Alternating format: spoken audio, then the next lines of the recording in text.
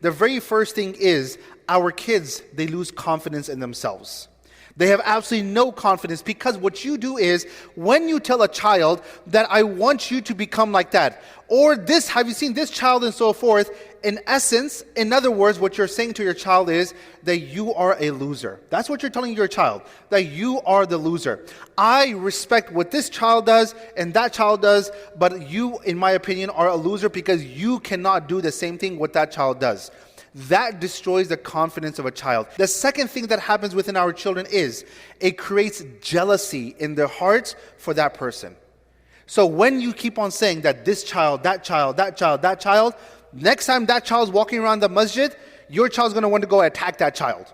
Why? Because every single time I go home, I have to hear about you. Okay? I have to hear about this child. And so that creates jealousy in the heart of the child, and that creates hatred towards the other child.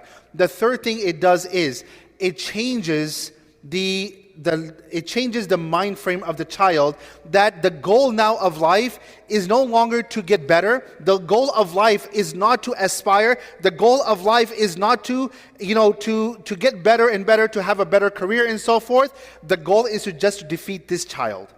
The goal becomes that let me do enough that my parents can say that I'm better than this child. And what happens is the goals of life, they diminish exponentially.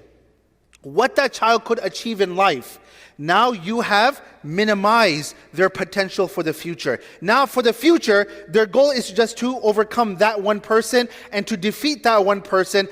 That what that does to you is that it really destroys any kind of potential in your future.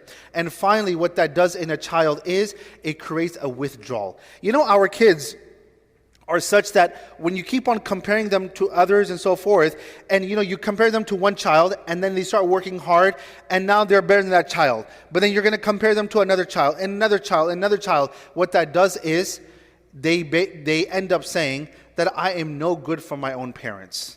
I am no good for my own parents, and I can never please my parents, so guess what? I'm going to stop trying.